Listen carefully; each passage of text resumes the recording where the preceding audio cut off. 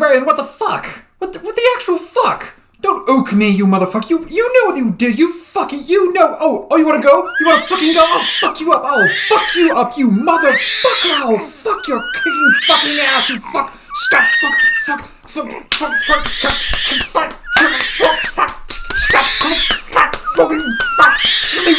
What is Men-at-Arms?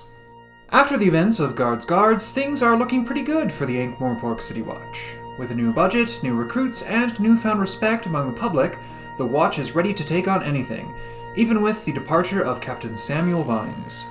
But all is not well in Ankh-Morpork. A nobleman by the name of Edward Death has grown mighty suspicious of Carrot Ironfounderson, what with his giant glowing sword and his strange charisma, and he's become convinced that Carrot is the rightful king of Ankh-Morpork. Believing that the reinstatement of the monarchy is just what the city needs, Death sets about a scheme, which involves unleashing an unspeakable evil on the city. No, not a dragon. Something much more dangerous. How does the world of Men-at-Arms work? The several characters from previous works, such as Detritus and Gaspode the Wonder Dog, are reintroduced and assigned the story roles they will serve for the rest of the series. However, Men-at-Arms also introduces, for the first time, Delphine Angua von Uberwald, the woman who joins the City Watch and will be a mainstay in the series from here on out. I gotta confess, her role in this story is mainly just to be the sexy Aryan girlfriend to Carrot's nice Jewish boy, but she still gets some scenes of genuine badassery, like with her subplot involving Gaspode and Big Fido, a megalomaniacal poodle who gathers an army of bad dogs to cast off the shackles of servitude towards mankind. He's basically Hitler, but a dog.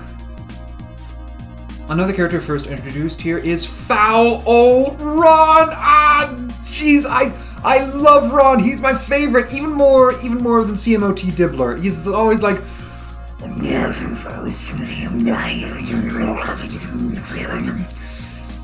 Margaret. I love him. This is also the first Discworld novel to properly establish the Ankh-Morpork Fools Guild, who take their job very seriously, thank you very much. They're very, very, very serious about humor over at the Fools Guild, especially the clowns. There used to be mimes among their ranks, but Veterinary doesn't really like mimes, so that was the end of that.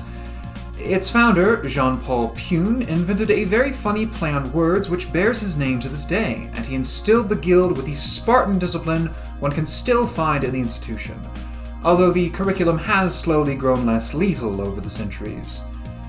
Anyone caught deviating from the strict rules of tomfoolery the guild upholds, though, can expect a late-night visit from the Jolly Good Pals, also known as the Bloody Fools, because, well, let's just say you don't want to run into them in a dark alley. This book also introduces the Gonne, which is, well, a gun, basically. This is important. The most important world-building aspect of Men-at-Arms, though, is its reconfiguration of the City Watch, both in its in-text organization and its thematic purpose, which of course leads to the question, what does Men-at-Arms have to say? The thing about Guards is that, while it is a formative text in the Discworld canon, its main use of the City Watch is as a parody of a stock fantasy cliché. The title, as you probably know, comes from the standard castle or city guards who are called in and mowed down by whatever badass walks into town, and the central joke is that these ineffectual nobody guards are the ones who have to take a stand to save the day. Men-at-Arms marks the point where Pratchett fully embraces the idea of the City Watch as the fantasy equivalent of a police force, and uses this idea to examine the purpose and point of a police force in the first place. This is most apparent with its use of the Gonne. Now, you might think from Pratchett dropping such stock phrases as "Gonnes don't kill people, people kill people," that Men-at-Arms is a pretty bog-standard anti-gun parable. But I think it goes a little deeper than that.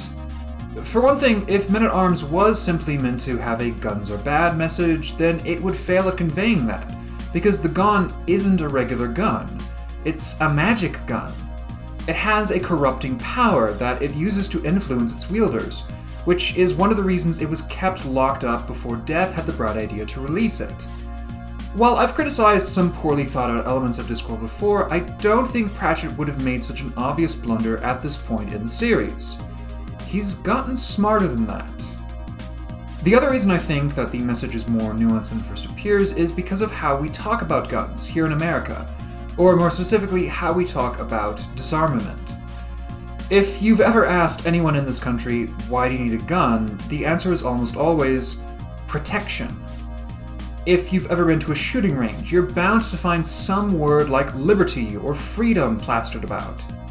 And when the topic of disarmament is brought up after the latest mass shooting, which, as you know, happens very, very frequently in this country,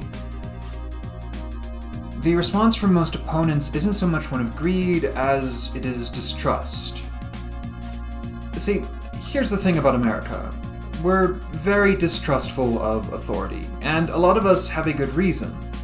My gun enthusiast friends tend to be of the position that if things like black emancipation or a communist revolution are to happen in this country, they're going to be fought against tooth and nail by people in power. Considering organizations like COINTELPRO, this isn't an unfair assumption. But even among more reactionary gun enthusiasts here, the narrative is that if things like white genocide or a communist revolution are to happen in this country, they need to be fought against tooth and nail by people who refuse to bow down to power. The central idea of gun culture here is that we need guns for self-defense, protection, security, and we need these things because we don't trust whoever we think is in power. This is ultimately more of an issue than guns themselves. If you look at something like the Capitol riots, you'll notice that a lot of the rioters had guns. However, even if you were to remove guns from the equation, this wouldn't really address the QAnon conspiracies, white supremacy, and distrust in authority that led to the riots happening in the first place. You'll notice how, even throughout all the chaos that happened during the Capitol riots, not one of the rioters fired a gun. Disarmament in and of itself wouldn't so much remove the threat these people pose as simply make that threat less lethal. And this is the ultimate danger of the Gonne. The ostensible reason it was kept locked up was that it made killing people too easy. The Assassin's Guild didn't like what the Gonne could do for their profession, and so they kept it hidden, only showing it to those most senior members of the guild as a warning. But there is another factor that makes the Gonne so terrifying. Its power. Was the voice in his head or in the Gonne? He couldn't be certain. Edward had said there was a voice. He had said that everything you wanted, it could give to you. The Gonne is a threat not by itself, but by what it allows its wielder to do. What dark desires it allows the person to fulfill. It emboldens people, offers them a devil's bargain, but the people have to accept the bargain themselves. Like I said when discussing Witches Abroad, it's so tempting to try and fix the world. Indeed, that's what the Capitol rioters convinced themselves that they were doing, eliminating a poison they thought had infected America. But this action that the Gonne permits relies on the assumption that this action is justified, and that destroying, eliminating, killing evil is how you fix things. Men-at-Arms refutes this notion. The characters who are truly good and just are able to put aside the Gonne, but perhaps more importantly, because of the Gonne and the events that surround it, the City Watch has changed. Men-at-Arms marks the point where Pratchett starts to use the Watch as a means to examine the nature and purpose of a police force. The answer he settles on being, to protect and serve the people. That may seem pretty obvious, but again, here in America, our police have spent the past 50 years growing increasingly militarized. Organizations like SWAT or movements like the War on Drugs have shifted the focus of the police away from protecting and serving and towards waging war against those elements they deem subversive. Here in America, our police are like soldiers, a military presence that you are either with or against. They're not here to protect you unless you're on their side. And while they say that when all you have is a hammer, you tend to treat every problem like a nail, I think America's police militarization shows how people deal with problems when they are given the power of the Gonne. More than the military equipment itself, but the Program 1033 that allows their acquisition in the first place, and the war-based mindset that permits their unrestrained use. Of course, getting rid of that equipment doesn't hurt. Pratchett still presents the Gonne as in need of slaying, something he didn't even do with the Dragon in Guard's Guards. But after that, Men-at-Arms shows the Ankh-Morpork City Watch making a conscious choice with its mission statement, and taking a stand to make all its people safe, instead of an elite few. It would be much easier to listen to the Gonne, to turn the City Watch into a military force and weed out dissidents. But the better thing, the harder thing, the right thing to do is to serve and protect. To earn the trust of the people of Ankh-Morpork and treat them like citizens, instead of like enemy combatants. This of course will not be easy, it never is, but it's what needs to be done to prevent the Gonne's power from taking hold in another way. And it's a message of hope that I think we Americans desperately need in times like these. Final verdict. Despite how much I love Men-at-Arms, I'm hesitant to give it a full 10 out of 10 for two reasons. Firstly, despite these being some pretty heavy themes and topics discussed by Sir Terry, this is only the beginning of their exploration. Later City Watch books will explore them to even greater depth and nuance, with this merely being the prototype for them to work from. Secondly, though, is what this book does to the character of the Librarian. I did not need to know that he was an actual, honest-to-God sex offender.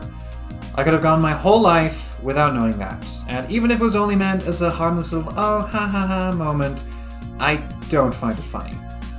I suggest that this moment be treated like Death's murder of a cat in The Color of Magic, i.e. regarded as non-canon in future works and forever scrubbed from readers' memories.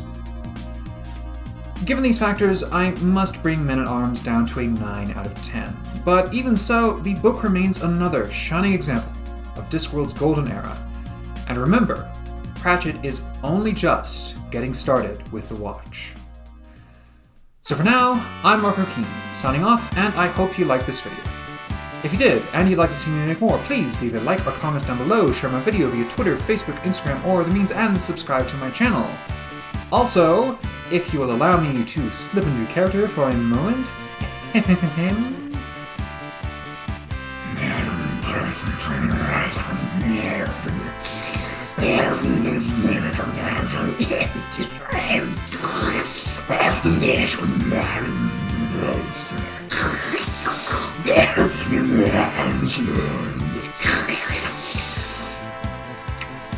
Black or red? Thank you all, and I will see you in the next one. Oh god, I need water after that. Now, you might think from Pratchett dropping such stock phrases as "Gonnes don't peel people."